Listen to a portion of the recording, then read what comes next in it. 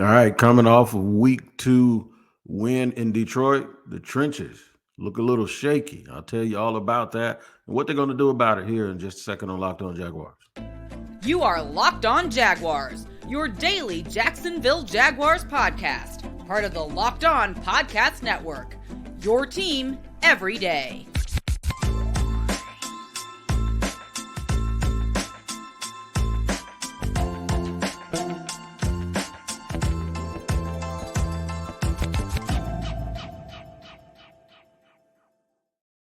What up, folks? Welcome to another edition of the Locked On Jaguars podcast. I'm the host of Locked On Jaguars, Tony Wiggins, and here is where it's your team every day, and we thank you for making us your first listen. A quick reminder that we're also free to subscribe to on our YouTube page. Just make sure you get to YouTube, just hit that bell for all of the notifications. Make sure you like and subscribe also. And then if you listen to podcasts audio-wise, wherever you do that, make sure you tap in every single day to make sure you do not miss an episode. This podcast is brought to you by BetterHelp. If you're thinking of starting therapy, give BetterHelp a try. Visit BetterHelp.com/lockedon today to get 10% off your first month. Good to see y'all, man. Good to see everybody here today on Locked On Jaguars as well. I say I see you, but I know I will see you. You guys see me. Didn't talk much about the game this weekend. Didn't tweet much about the game this weekend. Just wanted to watch the game this weekend and see exactly how things were going to unfold. Not surprisingly, things went pretty well for the Jacksonville Jaguars. Backups versus backups. The one theme that I noticed that everybody has is everyone is shocked and amazed at exactly how good and how much depth the Jaguars have on this football team. And one of the things that we've talked about a lot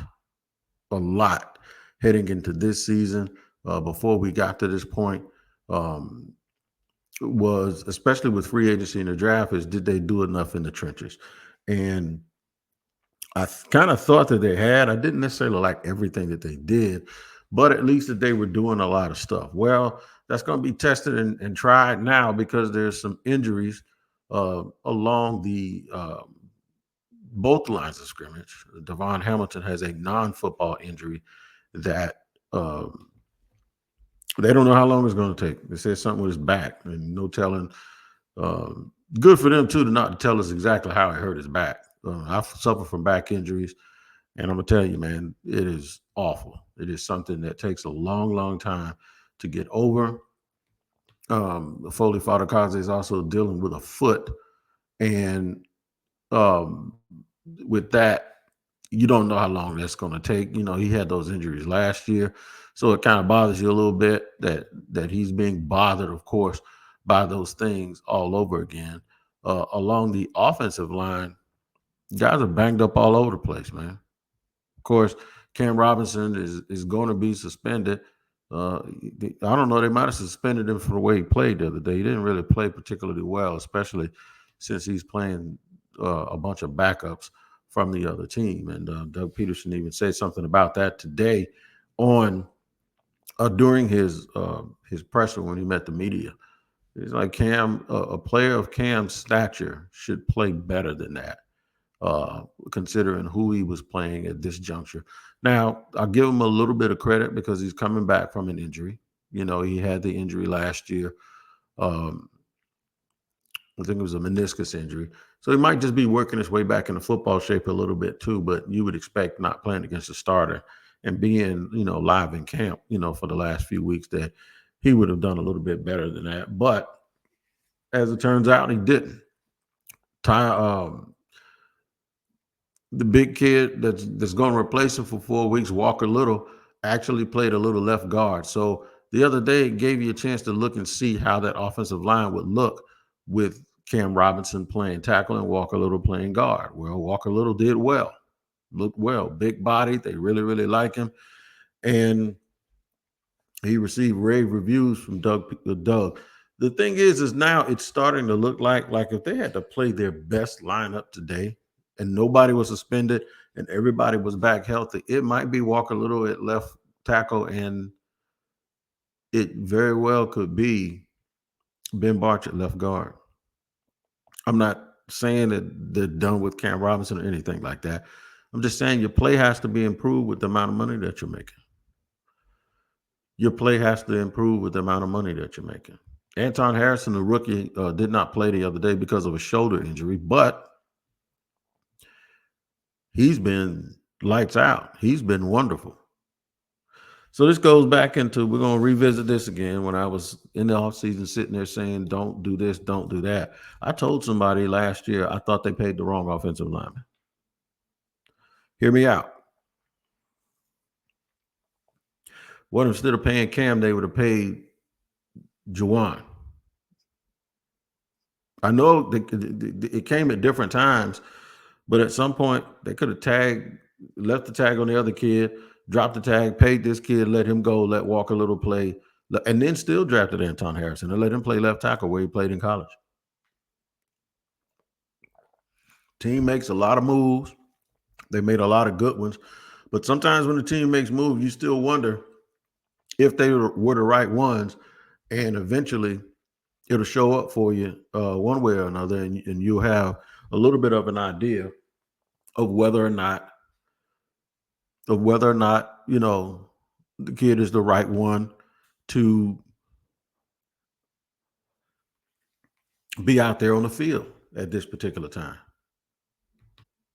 And everybody and their brother's gonna wonder, like, man, you're making right moves and right decisions at certain positions, but are they the most correct moves? Because there are some teams that can really, really screw things up and not get it all right, but still even though you didn't get it all right, you kind of did okay. We've seen that from the 49ers. I pointed that out the other day. And when you look at the 49ers drafts over the last 5-6 years, they haven't always done everything right that they were supposed to do in the first round, but yet and still they did enough right and did enough in free agency and player development that they were still able to field a really good team that can compete for a championship. So I don't think it's always just about hitting everything correctly. But when you're somebody like the Jaguars, you definitely want to hit everything correctly because you made enough mistakes in the past, right? There have been enough things going on in the past that you really want to get it right. So we're going to look at it. We're going to look at the trenches and the concerns, and we all should be. The Jaguars have had an extraordinary amount of little ticky-tack injuries on both lines of scrimmage. So I'm not going to put this on Trent Baalke. I'm definitely not going to put it on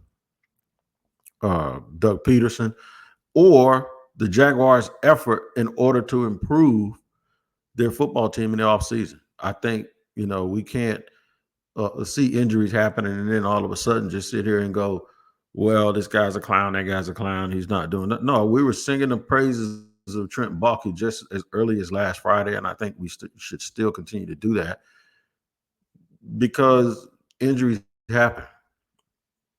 And y'all notice I'm using that word today here on the podcast more than I ever have because I normally say the I word because I really, really don't like bringing up injuries. But guess what? It's part of the game. It happens. But it has nothing to do with what they did and didn't do in the offseason. I'll never peacock or gloat because somebody that they decided to keep got hurt. That makes no sense because football is too hard. I'm going to tell you, though, why it's very, very difficult at this point. Why it's very difficult at this point to be going out and adding big-time veterans. I know people keep screaming in Ndamukong Suh, and there is some familiarity there with Mike Caldwell. But I'm going to give you the ins and outs, the nuts and the bolts of having to change out players. Why that's a difficult one, especially when you start mentioning names of guys that are known to be able to play. We'll do all of that in just a second here on Locked On Jaguars. First, I have to let you know that today's show is sponsored by BetterHelp. That is right, BetterHelp. BetterHelp is somewhere everyone can go when they need therapy. I'm telling you, man, I have had very, very difficult times, believe it or not, through my life. And guess what? I've actually had to get help, and I've used BetterHelp, and they did help me. Sometimes in life, we're faced with tough choices, and the path forward isn't always clear. Whether you're dealing with decisions around your career, relationships, or anything else, therapy helps you stay connected to what you really want while you navigate life. If you're thinking of starting therapy, give BetterHelp a try. It's entirely online, designed to be convenient, flexible, and suited to your schedule. Just fill out a brief questionnaire to get matched with a licensed therapist and switch therapists at any time for no additional charge. Let therapy be your map with BetterHelp. That's BetterHelp, BetterHelp, HELP.com/locked on, and you'll get 10% off your first month. It's betterhelp.com/locked on to get 10% off your first month. All right, man, we're going to roll along here on the Locked On Jaguars podcast. Glad to have you all join with us. And I know a lot of folks out there would want some national news from the NFL. When you do that, just watch Locked On NFL and make that your next watch, because you do it on Wednesday, you'll see my beautiful face along with James Rapine. Don't tell him I said that we were beautiful, because he's going to give me a hard time on that. But no, every single day, Monday through Friday, man, there's a show dropping here on Locked On Jaguars. I mean, Locked On NFL. And you can make sure you hit that subscribe, like button, subscribe for free on YouTube, all of that. You get the best stories from around the National Football League. All right. So everyone wants to know, Doug said today that they didn't think that they would be adding any offensive line. You know, they got some guys that are nicked up. They got some guys coming back. In the way that it's sort of juggled, I don't think that they believe at this point that they can go add anyone that's better than the 7 or 8 healthy guys that they have now. And then they're going to get Cam Robinson back after week 4. And Anton Harrison can go right now. He's just banged up with a little bit of a shoulder issue, and it was precautionary, but he could have played through it the other day. I think they're going to get everybody back a little bit. The only one that might be out for a while is Cooper Hodges, because they were talking about something going on with his knee. And we have to wait and see exactly once they get an MRI or whatever and get the proper diagnosis. We don't want to speculate on any of that. Cooper's been such a bright spot in the terms of being one of those young offensive linemen that you can resonate with because of his personality, and then watch his development. That's not over. You know, it's just going to be put off a little bit longer. Good time to get Ben Bartch back. A really good time to get him back into the fold. And I'll try to read something here. I'll try to read something here on what Doug Peterson actually did say about those linemen, but he kind of hinted that he didn't see a situation where they're going to go out and add people. That's why you have 90 people on your roster, right? And in the past, the Jaguars might have had a roster of 90 people, but then some of them would only be guys that they thought they had a chance to develop, or they wanted to just see something. And a lot of times what happens is, I've always talked bad about, them just having spots for just filler. You know what I'm saying? Almost like an album filler. You know what I mean?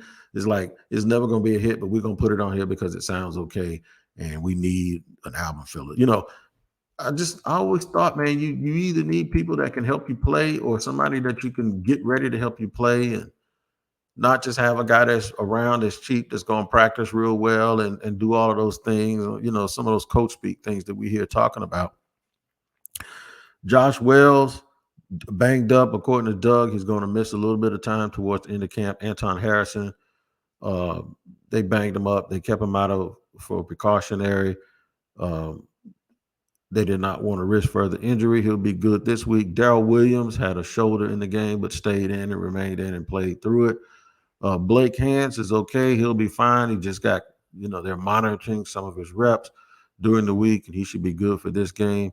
Cooper Hodges has a patella injury, so therefore it'll be out a while. They absolutely don't know. But they're getting Ben Bartch back. They're going to have Cam available back. Walker Little has shown the versatility to play right tackle, left tackle, as well as left guard. I'm probably sure he can play right guard as well.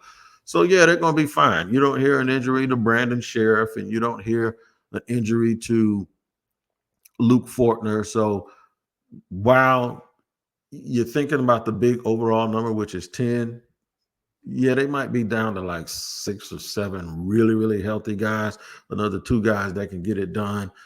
That's not a cause for a panic. The roster still has 90 people on it. Therefore, when you watch practice and you see that they have way more than double digit offensive line, somewhere probably like 12 to 13, 15 guys, they're going to find it from within.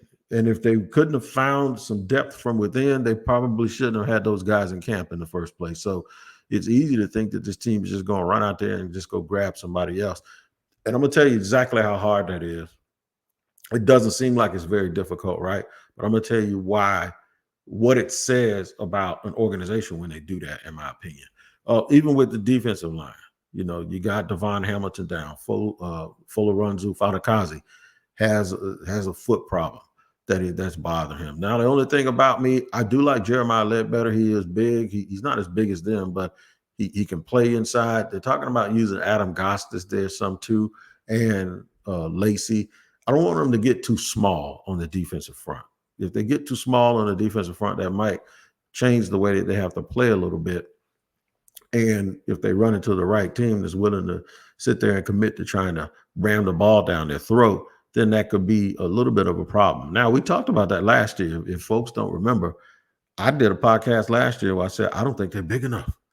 I don't think they're big enough and deep enough on defense in order to, prevent somebody from saying, let's just see what they're working with. And sure enough, in the game when Devon Hamilton got banged up and Fularunzu Fadakazi was already banged up, what happened? The Eagles ran the ball in the rain down their throat, and it changed the entire tenor of that football game. So that is a bit of a concern. But here's why it's hard to add a player at this juncture on either side of the ball. There are some hired pros that are out there that you might. Last year, it was like Andrew Whitworth, right? He had just retired. People say, man, if you're going to make a run, can you go and get a 40-year-old who could just give you a little time? And Jason Peters was that dude, and he ended up getting picked up by someone. But it's always people just want, they want you to go out and grab one of these names, the names Well, on the defense, that's guys like Ndamukong Suh and Linval Joseph and just any other the pros that you can think of. Anybody that's 300 pounds that's played 10 years, if they're out there available and they might still be able to give you something, Jaguar fans are going to want them to go get them. So here's my point to that. And I think I made this point a little bit last week, but I'll do it again today just in case you missed it. Anyone like that is going to want guaranteed money. And if your team is like really, really desperate, they're going to want you to pay them top dollar of guaranteed money. 2 of the guys I mentioned were sitting home last year watching Monday Night Football, watching the Eagles get all run over, and then the Eagles went out and signed both of them the next day on a Tuesday, Joseph and Sue. But the Eagles were a contender. Going for it, they were a surefire contender. The Jaguars, I believe, are in that conversation now where they can actually go out and get these dudes. But here's the problem. If they have guys coming back, that means the guys that they go out, they're going to pay them. They can't cut them. If they do, it's going to be real wasted cost. What if you only need them for 6 games? You go out there and pay them this money and you cut them. I don't think those guys are going to be the kind of people that's going to get their money prorated, because that's not really how those things work. You go get somebody like that, you're getting them for the rest of the season. And guys at those positions, they can sit there and wait. It ain't like they're desperate. They're just going to sit there and they're just going to wait it out. And understandably, that's what it is, man. And that's really how these things work. And so it's really, really hard to go out and get. And then you have to think about it. Who can you actually get that's going to help you? Who are you going to get that's going to help you? I want to talk about this more in segment 3 because I think it's worthy of being discussed. We'll do that in just a second here on Locked On Jaguars after I let you know the days Show is also sponsored by FanDuel. Football season is about to kick off, and FanDuel is giving you the chance to win all season long. Because right now, when you bet on a Super Bowl winner, you can get bonus bets every time they win in the regular season. Look at that. Just pick any team to win the Super Bowl, and you'll get bonus bets for every victory. You can use your bonus bets on spreads, player props, over-unders, and more. So visit FanDuel.com/locked on and start earning bonus bets with America's #1 sports book. That's FanDuel.com/locked on. Man, listen, take some time to go and look at all of the information on FanDuel before you make your bet. They have a plethora of information that's going to really, really help you be able to do something super, super solid so you can get your money up. It's FanDuel.com/locked on. All right, man, rolling along here on Locked On Jaguars, talking about the I word, the concerns in the trenches because of injuries, both offensively and defensively. If I had to say which one I was more concerned about, I would say it would be defensively. And that's because on offense, even though I've always said the offensive side, the offensive line can really, really make your team look bad. And I still stand by that and believe in it. I'm going to just say that I also trust that Doug Peterson, because he has Trevor Lawrence, they can really dictate some things. They can put a extra tight end in for added pass protection. It might limit their overall versatility, and it might just change them up from a game plan perspective. But I still think that they could make quick throws to the outside, find a way to get weapons, the ball in the hands of those weapons, even if it's with some passes, and let Trevor just rip if he has to. Now, does that work against the really, really good teams? Probably not so much. Probably not so much. So that's where the concern is for me. The concern is for me is not just first you have to beat the teams that you can beat and you're supposed to beat, and that's hard enough to do because the NFL is a hard league, right? But the other thing that you have to do is you have to find a way to learn how to elevate to win those games that are against tough opponents. That gives you all of the confidence that you need to think that you can make a deep, deep run. And those are different things because there's levels to everything, right? In order to be really, really good, they need the both lines of the scrimmage. They need to be healthy. That doesn't mean everybody has to be healthy because usually somebody in the NFL is always hurt, right? But they need, for the most part, to have as many of their parts that they can afford. They need them. And right now, in my opinion, the offensive line is probably going to be in a little bit better shape. And mainly that's because Devon Hamilton and Fadukasi, they're the two big players. All due respect to Roy Robinson Harris, who looks big in person, and he is a big guy. He's not that foundational base piece that is hard to move. Those two guys are. Jeremiah Ledbetter, he had a really, really good game against the Lions the other day, a 25-7 victory for the Jaguars. He's one of those guys that showed up. He's one. By the way, I'm going to address the wide receiver position a little bit more tomorrow because there's been a lot of discussion about that. But Ledbetter's going to help him. The problem is without both of those guys in the line, you start to get into depth. You start thinking, okay, who's behind Ledbetter? So how it affects the game plans is this. Teams are probably going to already want to take some of the air out of the ball to keep Trevor Lawrence on the sideline. I'm wondering now, outside of the Chiefs on week 2, will teams just line up and say, let's just run the ball and be patient, even if the Jaguars get up on them 13-0? Will it be a cumulative effect? Because, okay, we can deal with 13-0, but now we're getting to your depth. Now you got to put a rookie in Lacey or Adam Gostis at nose tackle. And if you're the Colts, if Jonathan Smith ever decides that he's going to play, right? He's in camp. They say he's rehabbing an ankle injury or whatever. But what if they decide, okay, we're just going to line up, be patient, and we're going to run our running back, and we're going to run our quarterback, and we're going to use the interior of their line, which is they can pretty much bully people sometimes. Let's just go from there. Let's run behind Quentin Nelson. Let's run behind Kelly. And what we're going to do is we're just going to keep testing them up the middle, because they don't want to throw the ball a lot, but they're rookie quarterback anyway. The concern for me is they start to grind. And then they have these long drives where the Jaguars are sucking air. And then they start popping it to the tight end a little bit. and a little bit of misdirection because now you're tired and there's a long 13. You remember that 19 play, 85-yard drive the 49ers had here? It's that kind of stuff, right? Where the score was still close, but it did not matter because it was that kind of stuff that eventually did the team in. And they get a little cheap touchdown, and it's 13-7 early in the second quarter. And now your offense is out of rhythm because they've been sitting over there for so long. And you give them the ball back, and they start pumping it right down your throat again. And they score right before the half, and then they get the ball back, and then they start running it down your throat again. So that's where having a sort of a game plan where you're without the beef on the interior of the defensive line can really, really hurt you. All the offensive linemen are big. They're just all of them not as good as everybody else, right?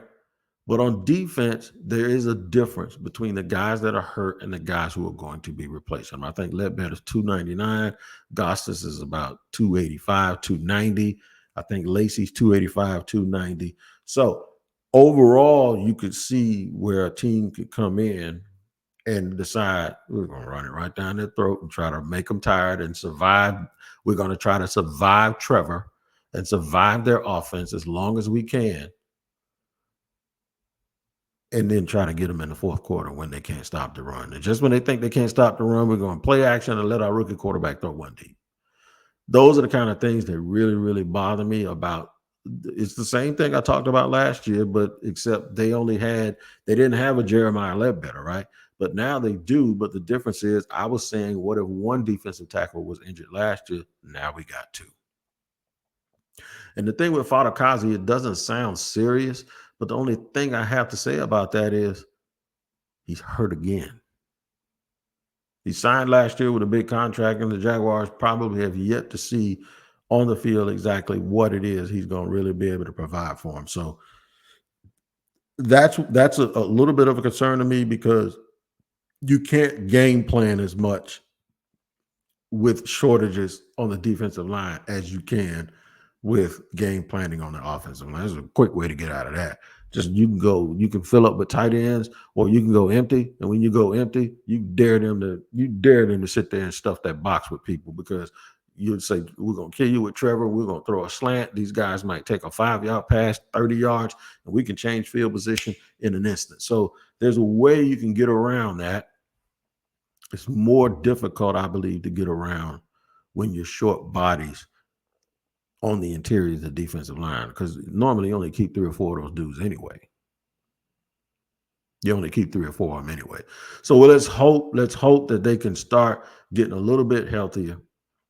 It's also grand that they have this last preseason game against Miami this weekend. They're going to have 2 whole weeks, to not only make roster moves, but to see where their guys, how healthy their guys are. So they'll probably make those roster cuts. And then they got all of this time to either trade, which we've heard that word. I don't know if it's been public, but I know in the circles that I travel in, whether it be edge rusher, but now you're looking at, everybody was talking about edge rusher so much. Now you may be talking about them trading for extra help along the defensive front as well. One good thing is they have some draft picks, but they also have some other players that teams may covet. I think there's going to be a lot of competition with the DBs. I think there's a super amount of talent in the wide receiver room, guys, 2 or 3 guys at those position groups that they won't have room for, that they can use to possibly find a team that has a little bit of extra people. Like they got Cole Van Lannon last year. Go look at Green Bay's 2 deep. Green Bay's second offensive line is as good as at least 7 or 8 teams starters. So find a team like that that just has a little bit more extra, as the old people say, and they might need something that you have at another position. But we'll see. We got a lot of time. So that's our trench report for today. We're going to look at the receiving core tomorrow and the running back core, which is it's pretty much solid. If you're not one of those top 4 guys at running back, I'm sorry, you ain't gonna make the team. But it's pretty much as solid. The room looks really, really good. So we're gonna look at running backs, tight ends, and wide receivers. Let's look at the skill positions, and we'll do that on tomorrow's show. Until then, you guys take care of each other, and we will See you next time here on the Locked On Jaguars podcast.